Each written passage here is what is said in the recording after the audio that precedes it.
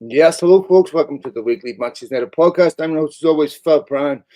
And my regular co-host, the excellent James Rhodes. First one of the season, I suppose, since the game this weekend against Fulham. I was gone last week, as many of you know, on a nice little holiday, which was nice vacation in San Diego. So back to work this week. How was your weekend, man? Yeah, it was really nice. Overall, it was a good weekend.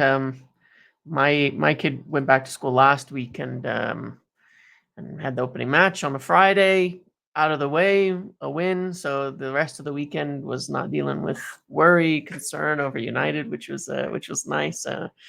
Because you forget that feeling for a bit, and it was nice not to have it, and it was nice not to have it on the opening weekend as well. Oh, listen, I thought my kids were supposed to go back to school today. Well, it turns out it's Mm. tomorrow. Oh no.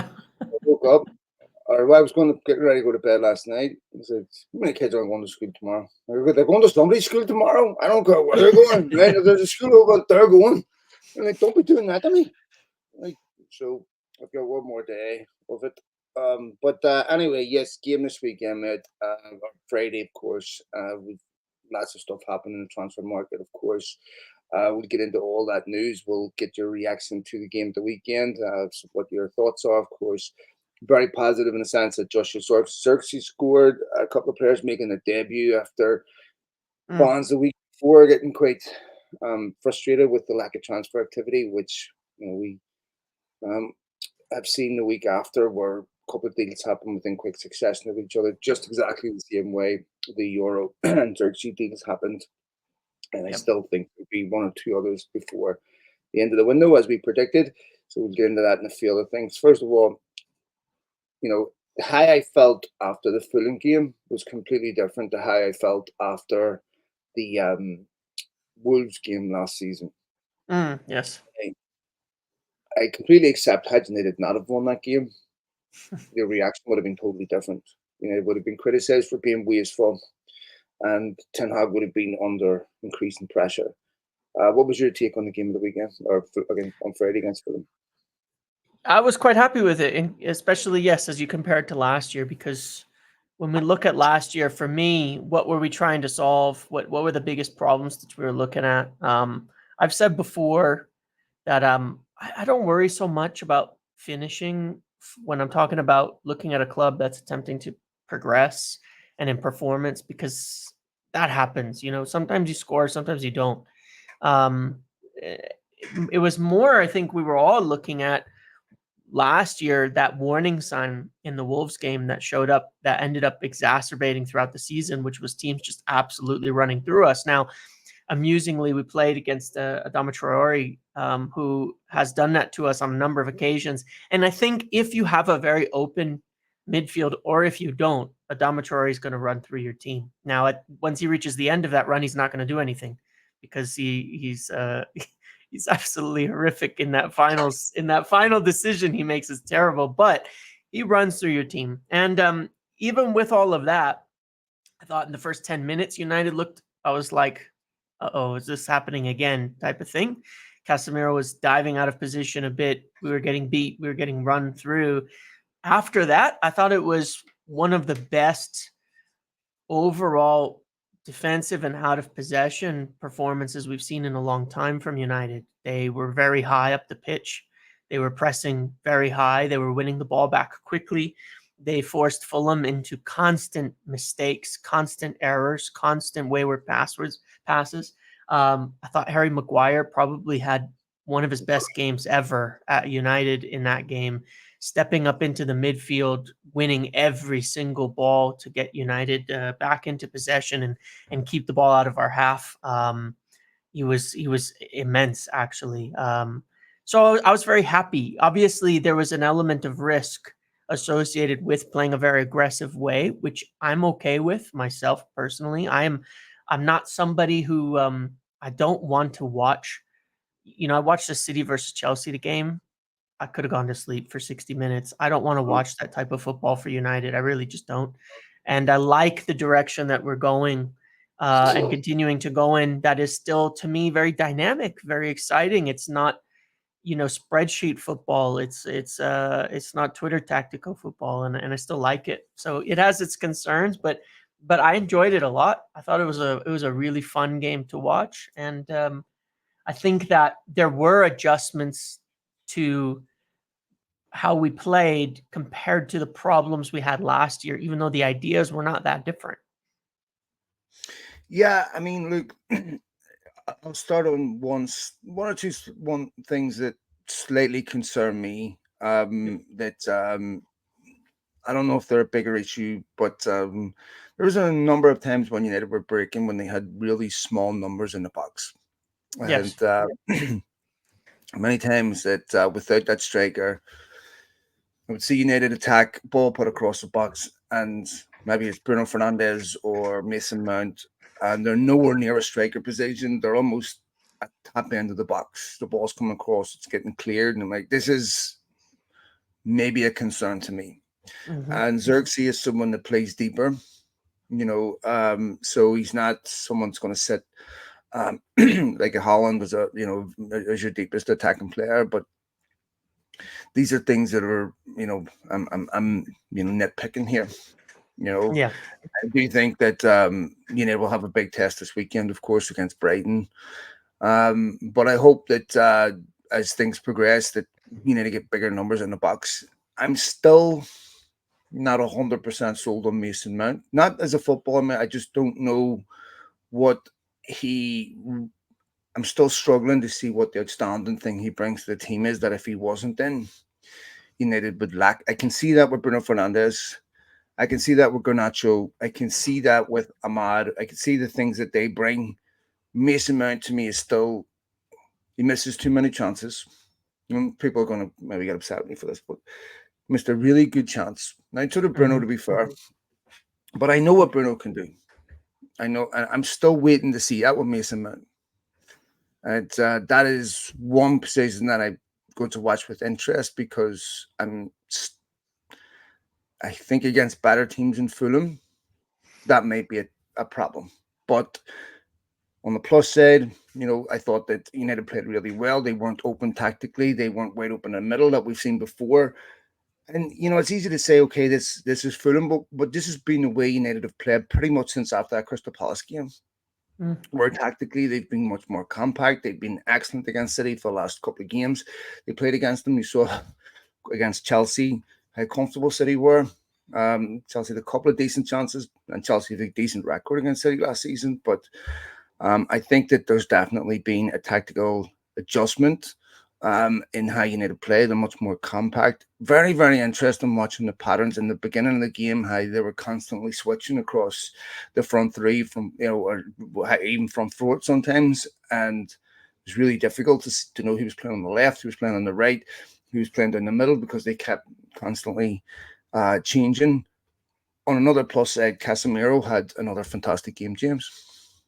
Yeah, he did. And it's interesting. I think that the adjustments certainly help because what Casemiro is not doing anymore, or not being asked to do anymore, which was certainly, again, kind of exacerbating the problems he was having last season, is he's not sat by himself, uh, in front of the back four while the rest of the team presses, asking to cover 30 yards of space. He was actually pressing quite high at times, right? Winning the ball high, actually made some really good chances doing just that, getting up high up the pitch and winning it quickly. Kobbie Mainoo had to do a lot of work next to him to work together in that partnership. I think Kobbie Mainoo attempted like 20 tackles. It was like an insane number. But that's okay because they were more together. Like they were two pushing up high together instead of one of them up and one of them dropped way deep in this huge space. And so that helped, where one would interrupt or disrupt the play and the other one would clean it up. And that's kind of what you want out of your partnership. And it helped Casemiro quite a lot and made him quite effective. I will also add that when you watch him play, it's very understandable why United are, which we'll get to, are in pursuit of Manuel Ugarte, because the job that Casemiro was doing was pretty much exactly what Ugarte does on a daily basis, is what he's known for and how he plays out of possession. I had the same concerns with you in terms of two things, which were, one, the dynamics between the attack seem still a bit disjointed. I thought Dalot was a bit confused on the left when he was in possession. Not being left-footed, I think he struggled a bit playing with Rashford over there because they both just occupy the same space instead of it being the overlaps, and it was a little confused there because the play would always turn around instead of going forward. And when Rashford got isolated over there, he created a couple good chances, but it was a bit confused.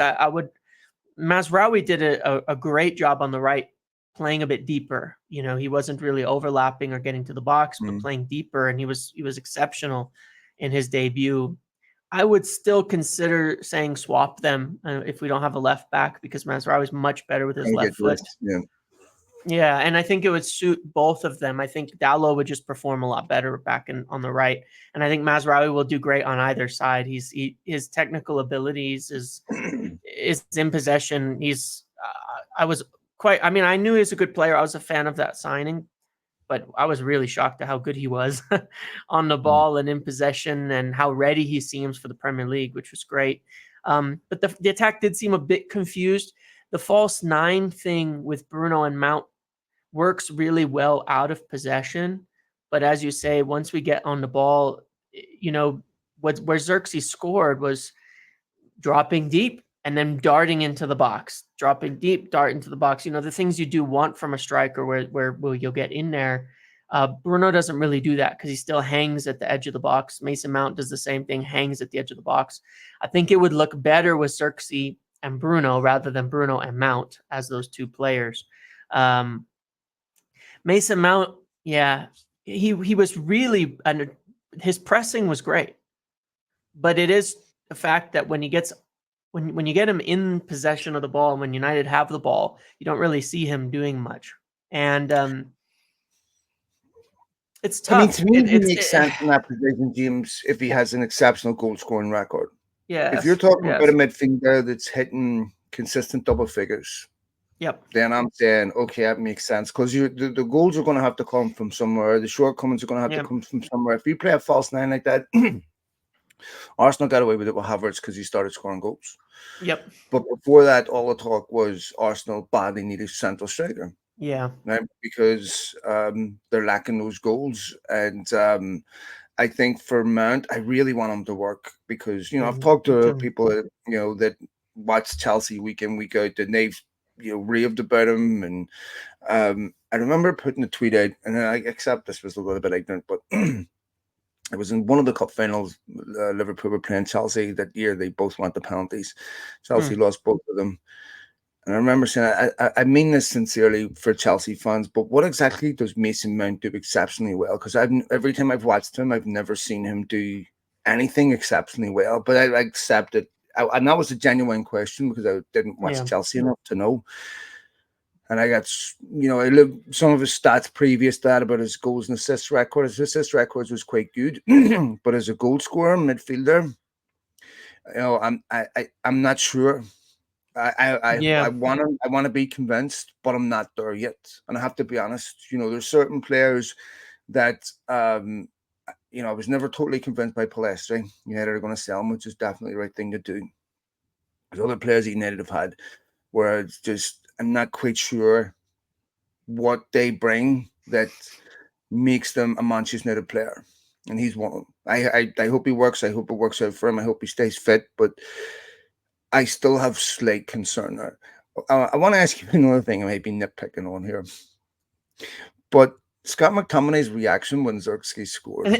You noticed that too? I actually did. I was like, he almost seemed disappointed. Yeah, exactly. Right. It was like very stone-faced. Like sick.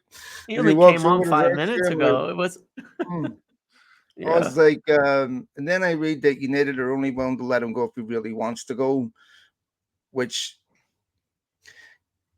it looks to me like a player that doesn't particularly really want to go, but is accepting, and he probably has to go.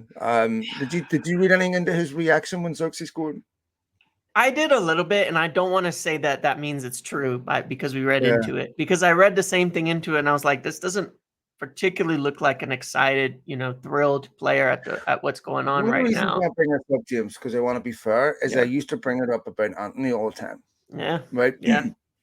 Whenever Yeah. United would score last minute winners, you'd see him almost reluctant to celebrate. And I'm like, Right. I want to Why? be fair because I Yeah. singled, and some people are different. Some people can have Cristiano Ronaldo type personalities, but if it's not me, I don't care. But it's never been McTominay, and he Yeah. just looked to me like a player that wasn't quite there. Yeah, and the situation with him is tricky, right? I think in the last time we did the podcast a couple of weeks ago, we talked about him and Wan-Bissaka and how at the time it was kind of stalled with Wan-Bissaka, and it even went through some late bumps, his transfer out, because it was a similar situation where he didn't really want to go, Wan-Bissaka, right? He had a year left. He didn't really want to leave. He wasn't like thrilled about all of it, but United pushed quite a bit on this to get it to happen, and financially as well. And I think that it has to be weighing on McTominay a little bit the same situation, because leading into summer, he was going to see clarity on his position. Now, if you look at that squad, there's a world where 2 weeks from now, Scott McTominay doesn't make the bench anymore. When you think about, the players who may come back, the players who they still may sign, because if they're signing an Ugarte and Xerxes starts instead, right, and he gets fully fit and he's starting, well, Mason Mount is coming off the bench then, and he started, so we know he's ahead of McTominay in there. He's going to come off the bench first. Casemiro will be on the bench and will probably come off the bench if Ugarte's in there. There's not a lot of space. McTominay's not a winger.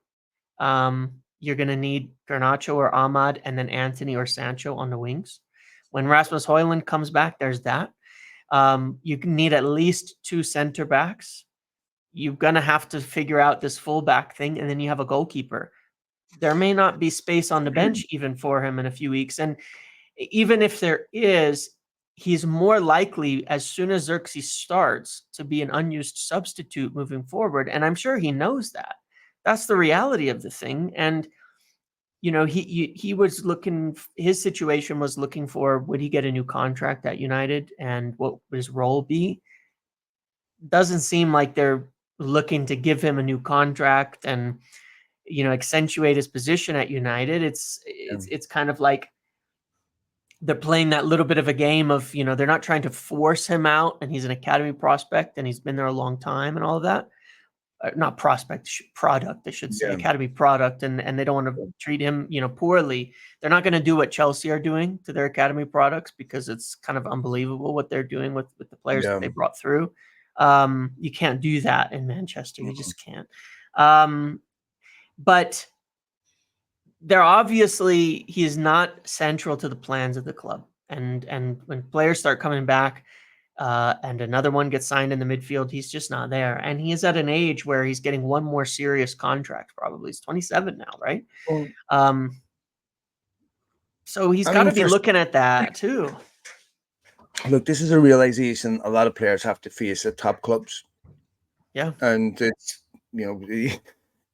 you have to decide, not everyone's going to be good enough to play for Manchester United every week. Scott McTominay is a very, very good player, more than capable of going and playing every week at another club, maybe just outside the top 6. Maybe, I see him playing every week for a club like West Ham or something like that. Yeah. But maybe for Manchester United, it's totally different. And McTominay, I really like him. But in one sense, I suppose it's good that United are a football club. Players now don't want to leave. But like we've said, this is something that confronts players all the time at clubs the size of United. There's the other part of this that I would expect Christian Eriksen will probably leave before the end of the window, because he hasn't featured at all. Yep. And I think that United would be happy for that. Then comes the next question. If Eriksen and McTominay leave and only Ugarte come in, are United short in midfield? Depends, right? If you have Bruno, Kobbie Mainoo, and Ugarte starting, and you have Casemiro, Mount, and Collier off the bench, that's probably fine. If you think Collier is good enough to play, and he didn't feature either, which was, and Casemiro looked pretty tired by the end of that game, and Well, Collier three did not person come on. and a bunch of other ones. Yeah, I mean, United looked Yeah, leggy last 15 minutes. yeah, and that's to be expected. It was the first game of the season. They course. played very intense, but Casemiro did make it through the full game, right?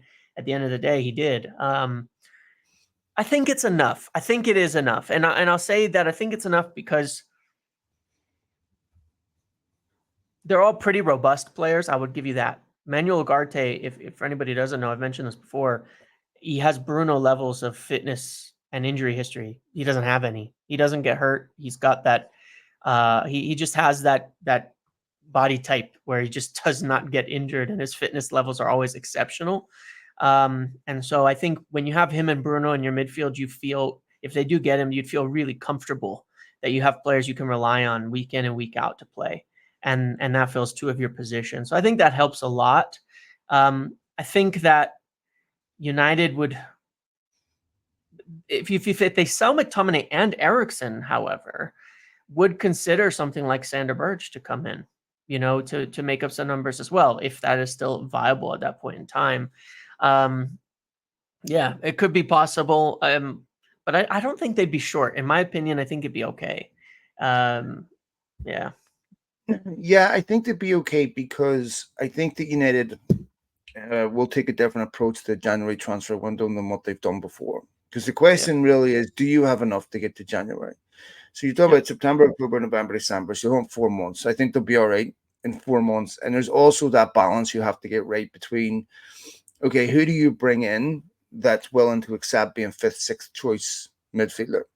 Which is why the likes of Eriksen's already there, because they have been willing to accept that. But he's at a point where he's like, he needs to play, totally accept that, and probably the right thing to do if you want to let him move on. And you're probably right that Collier, could get some Europa League games, could get, we talked about this a couple of weeks ago with the mass and stuff where, Collier's probably at a different point where he needs to play more. But, if he plays 10, maybe 10 games between now and January, and it starts to establish himself, then that might be better for him than playing 20 games in the championship.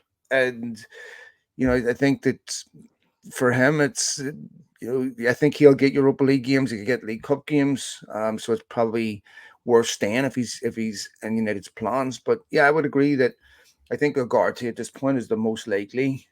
Talks are progressing on him quite well. And I think United will get that done. There's the other question mark of what will he do with Jadon Sancho? Do you think Sancho will be United at the end of the window? I still think he will.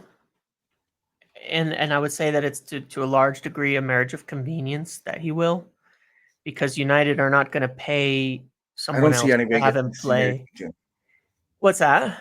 I don't see any way he gets in this United team, and I think that he doesn't believe he will ever get in this United team. I think that he could probably go out on loan before the end of the window with some type of buy option on him. But I don't think they want to do that. That's part of the problem. Like, I don't think they do either.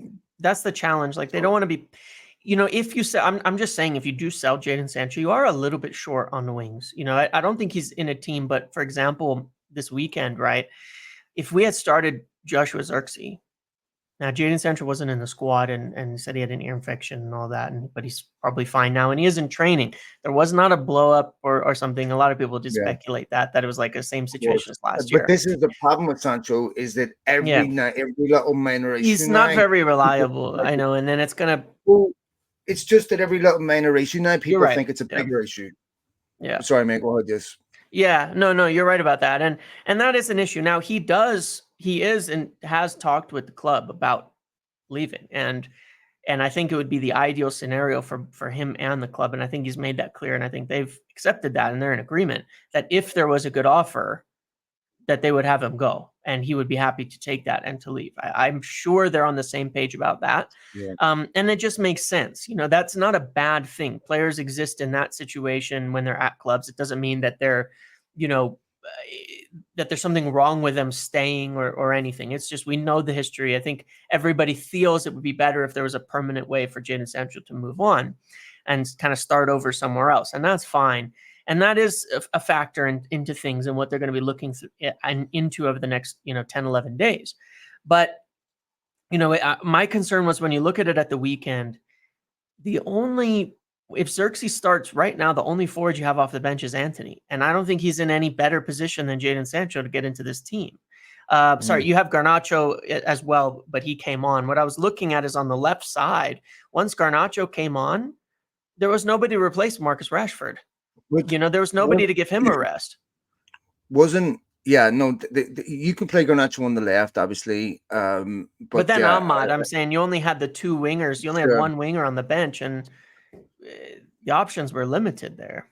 No, I agree that it's a difficult one because it's similar to the situation with the midfield, that if you bring somebody else in, how do you get them to accept being fifth choice, essentially? But this is where Sancho is. Does Sancho want to accept being fifth choice?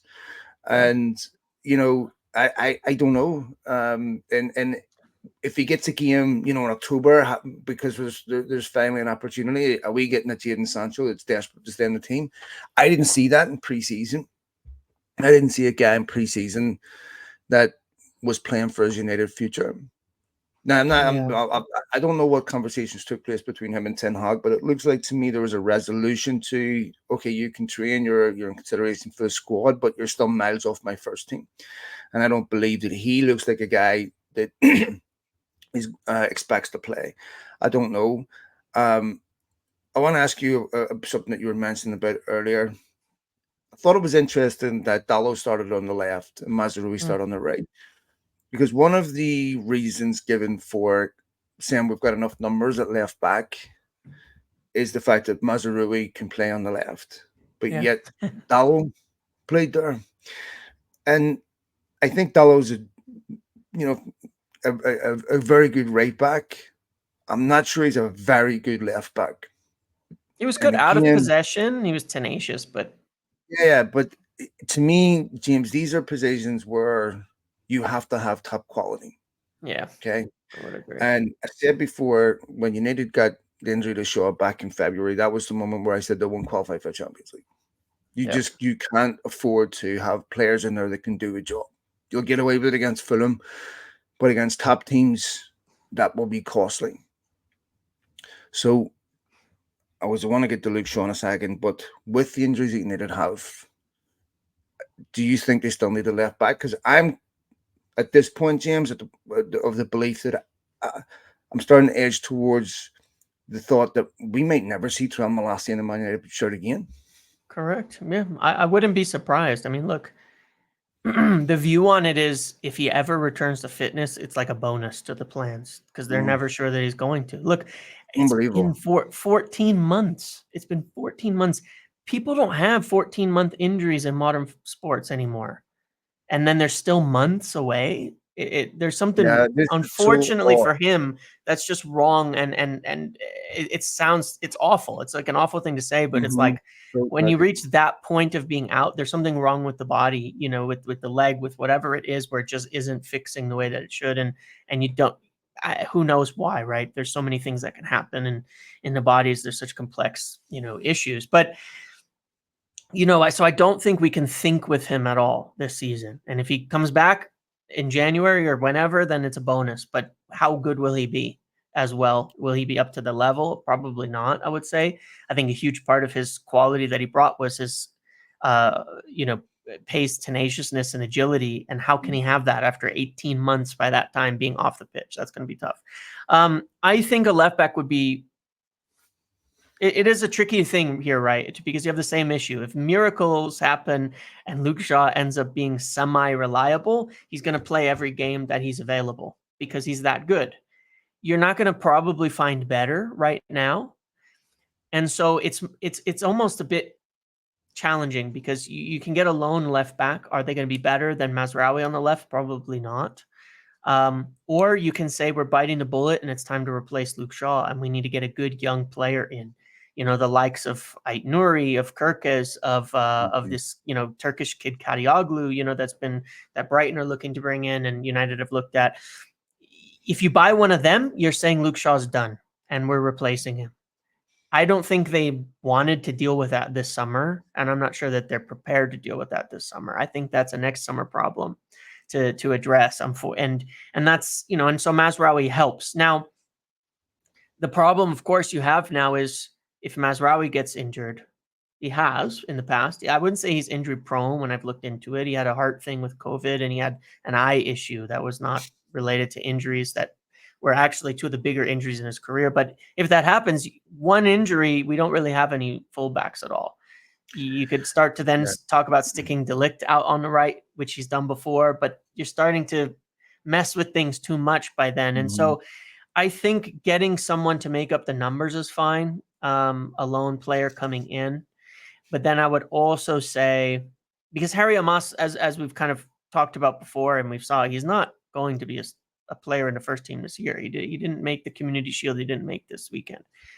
He's not ready physically, and he will hang around potentially in the first team, but not necessarily playing much. Maybe some sub minutes in Europa here or there, like a debut we've seen.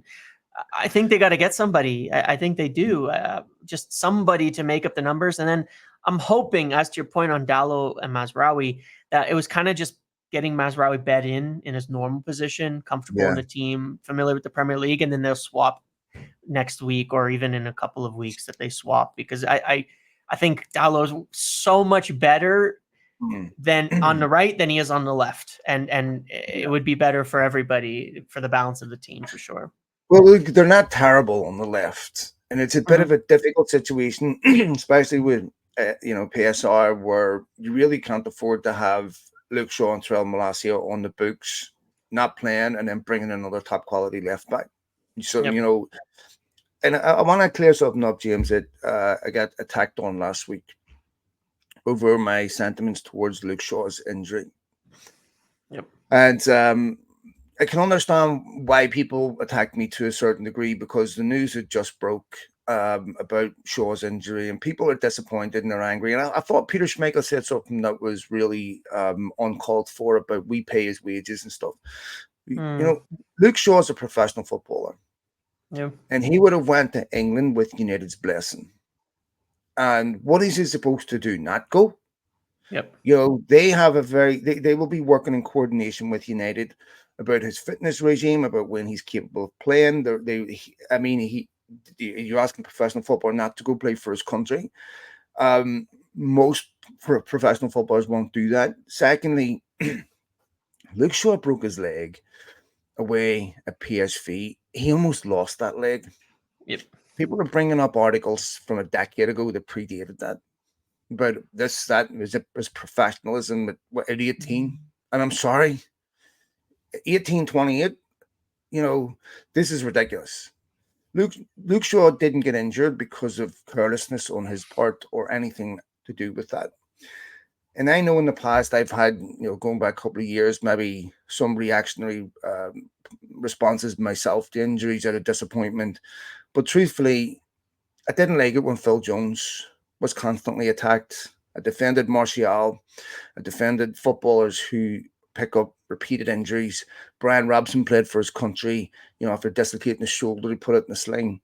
And this happens. I feel sorry for him, actually.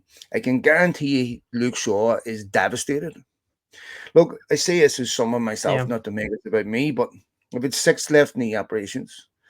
My kidney I lost my kidney. I lost my gallbladder. I've had multiple spinal operations where I had to put rods and screws in to hold it together. When my body gets injured, it produces too much calcium. So calcium builds up inside my joints and they get really, really painful. But because I can't take anti-inflammatories, it's very difficult to treat. And it's so frustrating. You try to get in decent health, you get into the gym, you look after yourself, and then something snaps, something breaks. And it's morally deflating. I mean, I was at the doctor's this morning due to damaging tendons in my arm. And it's so frustrating. And I empathize with anyone. We're all at the mercy of our own bodies.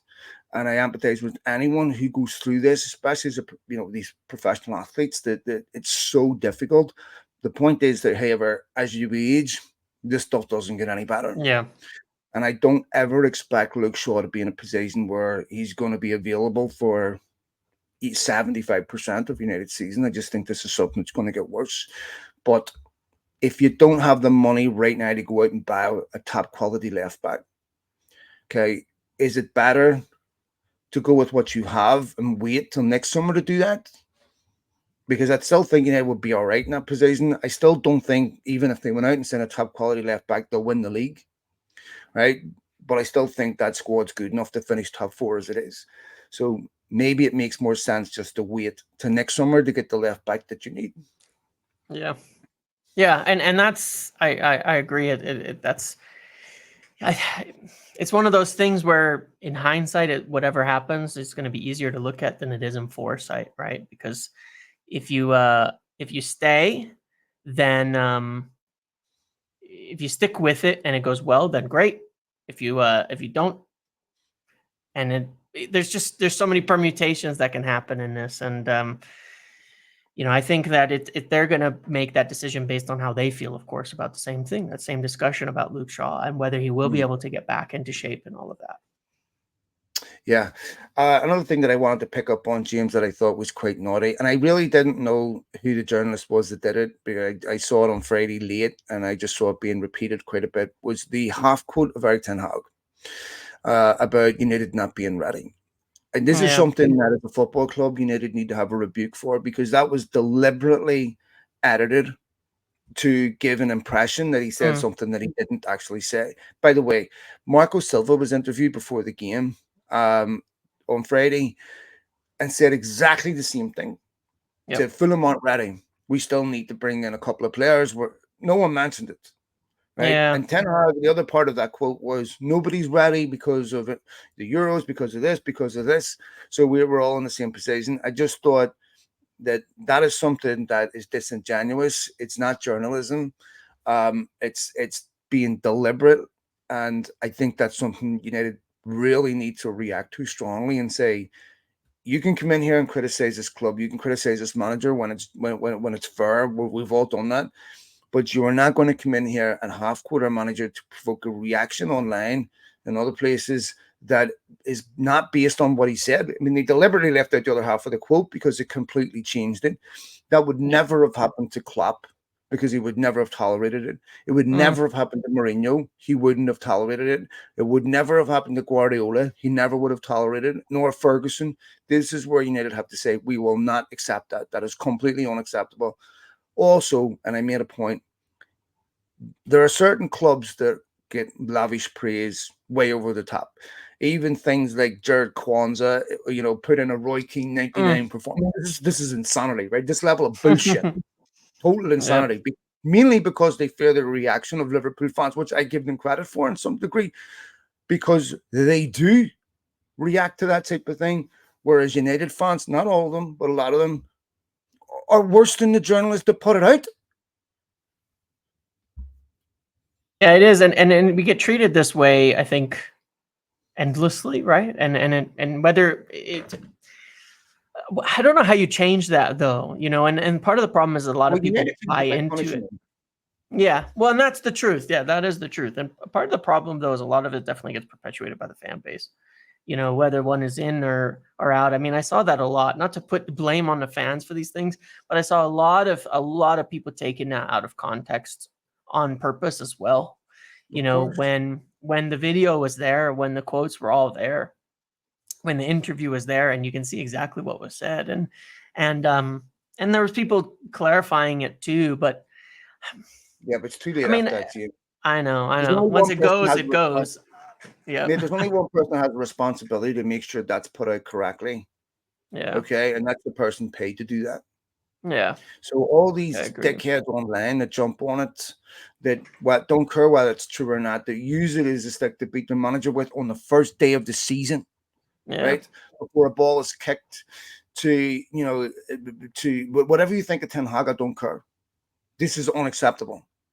Yeah. And the person that did this, or the people that did this, I don't know Simon Stone personally. I've had a few interactions with the guy. He seems like a pretty decent guy. I've seen him in press rooms. I've never had an issue with him. So, but this is something that's a culture that's been created where United have allowed people to treat them as a bit of a laughing stock, where they have to stand up and say, absolutely not, we will not tolerate that. Yeah. Yeah, I would agree.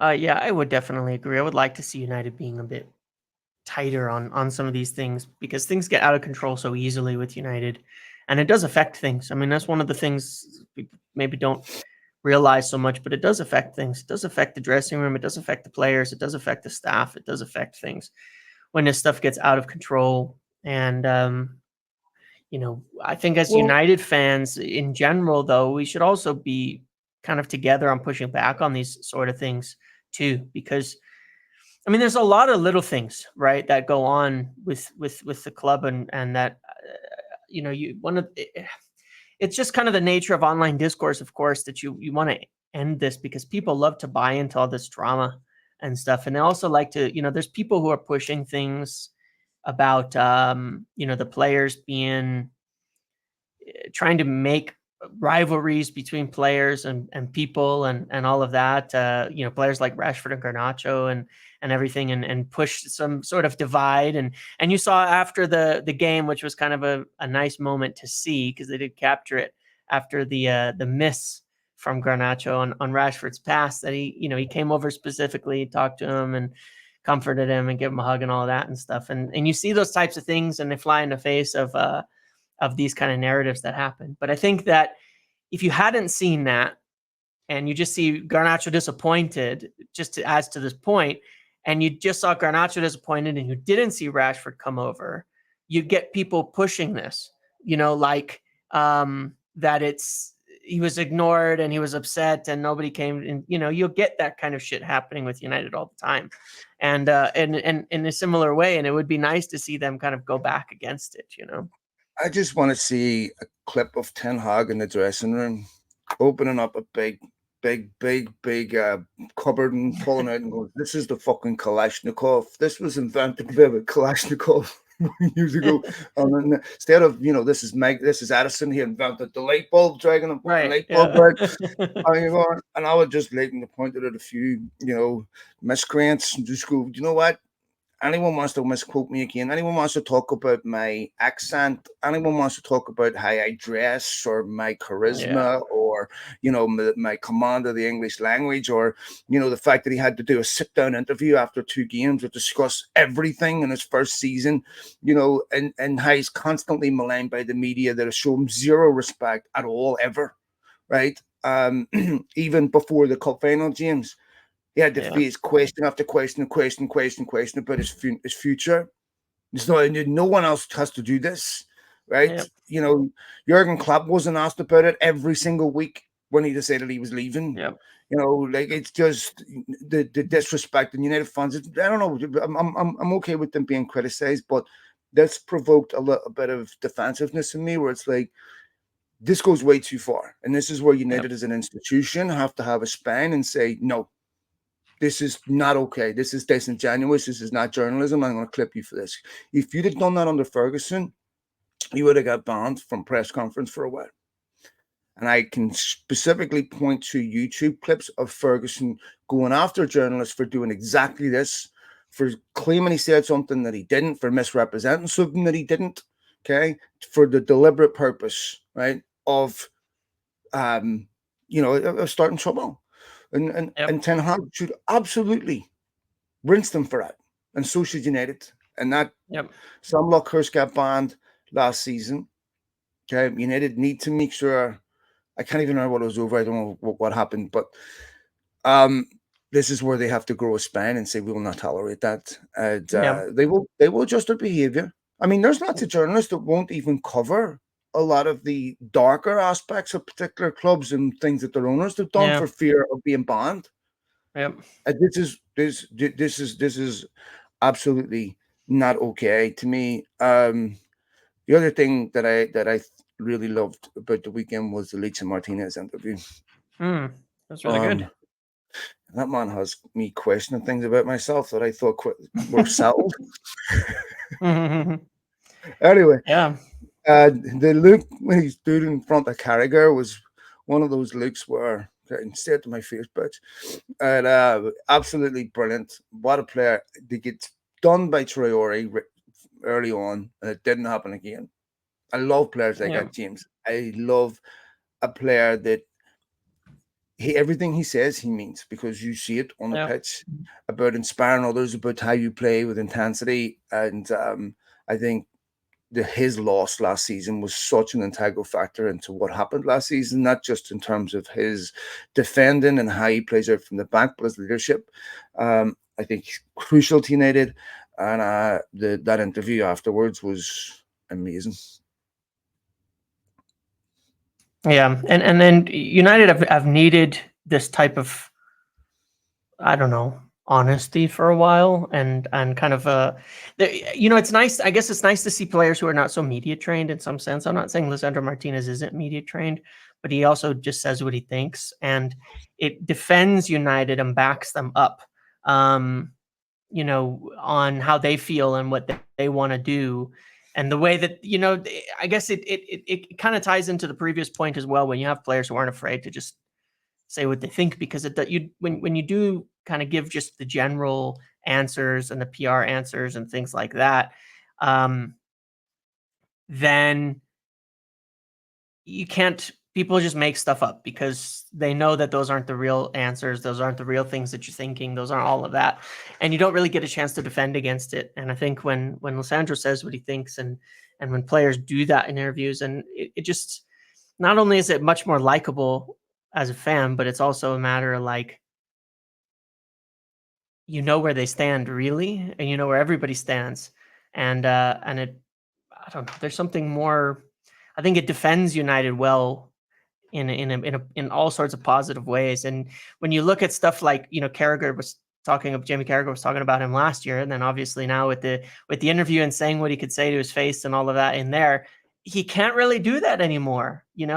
It actually kind of proofs United against some of the things that might get said in the media and later on narratives and things like that. And I'm not even like saying it as much of a critique of Jamie Carragher, but it's like, he's not going to be saying that Lisandro Martinez is too small and that United have done this and that, after having these discussions with him face to face about things and all the stuff that gets said, because, now it's out there. So yeah, I mean, it's refreshing.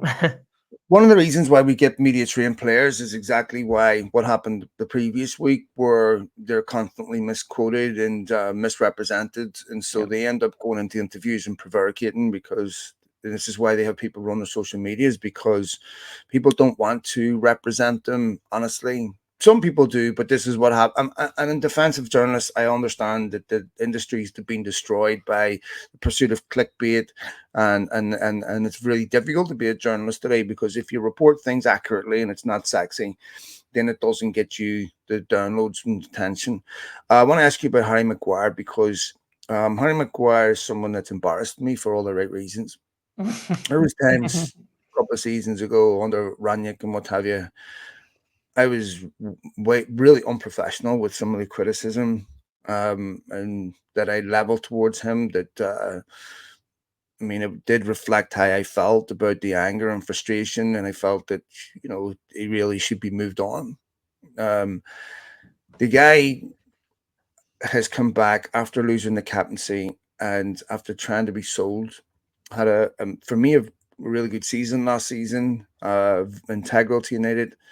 He was absolutely magnificent against Fulham, and a guy that he is someone that has embarrassed me with how he's performed, how he's responded, and has gone from someone where I had some resentment to where I actually really, really admire and like the guy. I think he has been.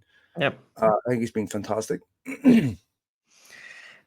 He has, and that's, I've made a lot of arguments in his favor, because I think that you need someone who, you need those types of players, and they don't actually grow on trees. The players who will fight constantly, the players who, when they get put on the bench, when they get put out of position, when they get put off of their starting role, they just keep working and keep playing and keep earning it back and just aim to be better and better. Harry Maguire is an incredible personality in the dressing room. You've seen it over summer and things like that with the younger players. He has all the capabilities of players that you want in the dressing room, and I think that he is happy to be that guy and to work at that way and to fill those shoes at United. And I think to some degree there's less pressure on him, and it's suiting him, than there was before, because you don't need him to be the leader of the whole team as the captain, as all of this. I think it's helped him quite a bit. He's got his limitations as a player, and he's not always perfect. But it's such a huge thing to have players like that. You can't just dump, like we've seen with Chelsea, just dump all your senior players. I think we talked about this at the start of summer and say we're going to dump all our older players who are actually good personalities, who are leaders in the dressing room, who are, positive influences, and then just sign a bunch of young talents and it all works out. You need players like that. And this is why the leadership you showed in that game, first of the season, to help really drive United forward, well, that's something valuable and will be there and will be necessary no matter what else they do in the market, whether he's playing a lot or not. And Matthijs de Ligt is going to take time to adjust to the Premier League. He didn't get a ton of minutes. He got a bit. He's a good player. He's going to have to adjust because he's going to be over aggressive. It's in his nature. He's going to get rammed by, which he did a couple of times in his cameo. I'm not saying he was bad or that was an issue, but he did. He stepped out too far and got rammed by a few times.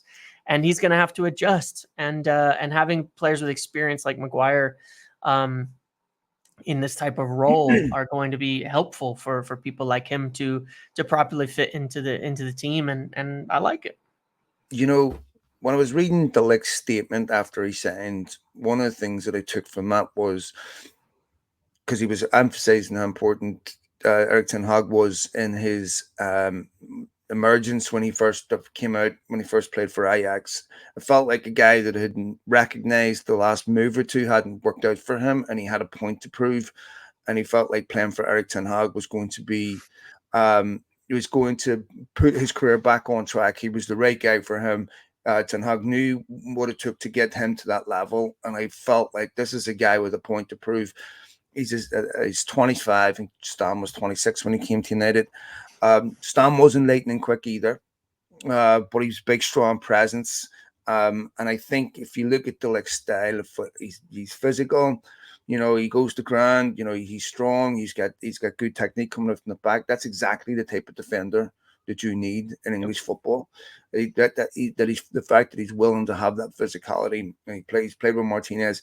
I think that I'm quite encouraged by that. And it's, with Euro, it to me shows contingency thinking that even if they let Lindelof go, they'd be perfectly fine.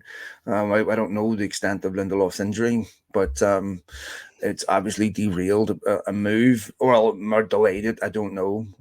It's someone that could still lead. So let's take a quick look at the Brighton game, and then before we do that, talk about possibly two new signings. It was interesting that Ivan Toney was left out at the weekend. I don't think United will move for a central striker. No, and I think they just while we're recording this, he's going to Saudi. I think it's been. I was just looking or something from Sky. It looks like he's going to Saudi. That's pretty well. That's interesting. Confirmed or on its way. Yeah. Yeah, I didn't think United would move for another central striker. I think they're more than fine up there. But midfield, I still think Ugarte will be the one that United will sign. But if there's a second one, you think it is a left back? Yeah, if there's two players, I think it's a left back. Now, you could see it maybe as a left center back who plays left back, but I think it'd be a left back and potentially on loan or something like that. Now, for the reasons we discussed prior and everything there, but Ugarte seems very solidly. While we're on this as well, Sander Berge is heading to Fulham, which takes a move for McTominay off the table for Fulham. Yeah, that's just happening in the last 20 minutes. So I was checking, and there've been consideration. Well, Silva's sitting two or three new players, so who knows? But yeah, we'll see. Yeah, I mean, it says Laurie Whitwell wrote that they're moving off of McTominay, so I think that in this sense they're moving away. So Napoli are still. I think he has had his own concerns about Fulham specifically, as I understand it, and has been concerned about not taking a huge step down in terms of clubs. Napoli are very interested in him if they can sell Osimhen, who was also, I think, left out of the squad at the weekend. And So I think that that's a potential landing spot for him if they sell him to Chelsea or to PSG. And I think that would affect what United would do potentially at left back and as well. There's, they can probably get an Ugarte deal done without sales right now if it's at the value that they want it at. But if they are able to sell McTominay, then potentially, maybe that changes the nature or profile of what they do at that left back position. But I do think that would be easily, if there's two signings, it's got to be there because it's still the position of the most need and focus. So midfielder and left back, they're working on Ugarte. We'll just have to see on left back. I don't, there's been a lot of names mentioned that just are, I mean, as you kind of expected, lone left backs is a bit underwhelming, but I have to say, I don't think that Marcus Alonso should be someone under consideration for Manchester United at this point in time. I don't either. I don't want to see Marcus Alonso at Manchester United. Okay, Brighton this weekend. I know United won there towards the end of last season. They weren't great that day, but they won anyway. It was a game where De Zerbi and what have you was already started to be checked out. This will be a different game. Brighton had I think they won 3-0 at the weekend, didn't it? This is going to be a difficult game for United. Always difficult. If United go there, perform well and get a win, it's going to be enormous in terms of the belief that it will spread throughout the squad. You look at the difficulties Ten Hag's had against Brighton. 2 seasons ago, we all know how that turned out. Last season at home, it was the game, I think it was where Højlund scored, it was disallowed. So I think, of course, some scrappy games in the cup, what have you. This is a big, big test for United. And I think, what's your expectation in this game? Yeah, I think it's going to be a tough one. I think, though, that if we maintain kind of the solidity that we just played and we've had, that we'll get it done. I think we'll get it over the line in that case. Yeah, I think United will win this one. I do.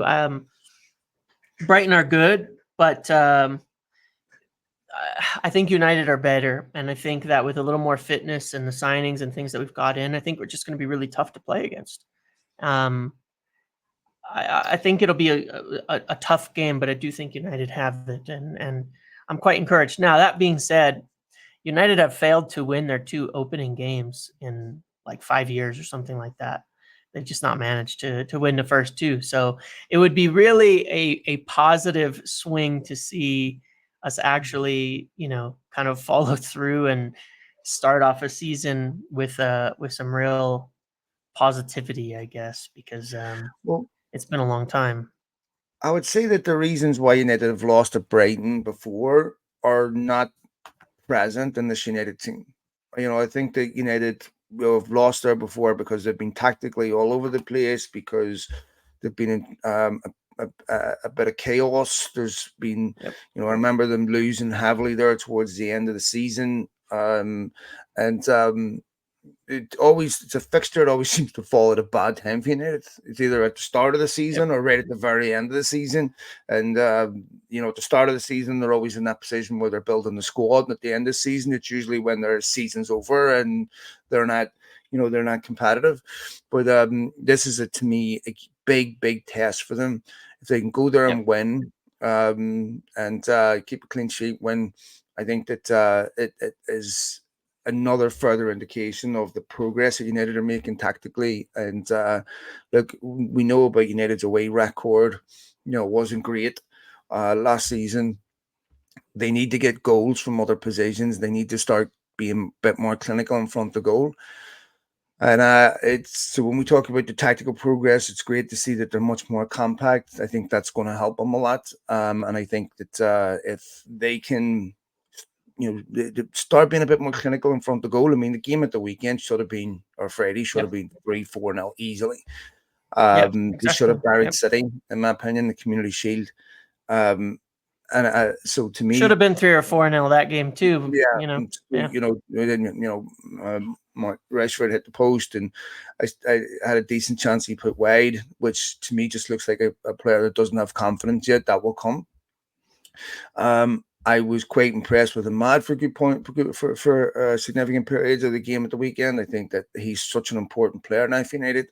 add something completely different. So yeah, look, I go into that game more confident than at any other time I've been going away to Brighton. I think the goal for Xerxes will help him a lot. It's not the fourth goal in a 5-0 win. It's a 1-0 win at home on your Yes. debut in the last couple of minutes will give him enormous confidence.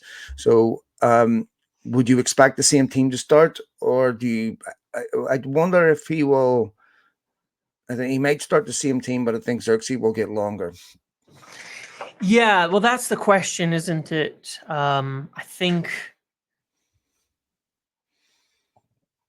yeah, it's a little hard to give a player longer unless you're making a halftime sub. In that case, I would expect the two things that I would be wondering about is does Xerxes start and do you swap those fullbacks? Otherwise, I would also not be totally surprised to see Garnacho start on the right. I'm not saying that Ahmad deserves to be dropped or something like that, but Garnacho was the nailed on starter at the end of the season and just had a short preseason is the main reason he wasn't starting at the Oh yeah, start because of this Xerxes didn't year. go on the 60th minute, so I thought he was the later sub. Yeah. So it's hard you Yeah. don't really bring sub on before the 60th minute. So yeah, Yeah. So maybe Xerxes starts and comes off at 60 for Mason Mount instead. That might be the way to go. So I think those are the questions. Xerxes, Garnacho.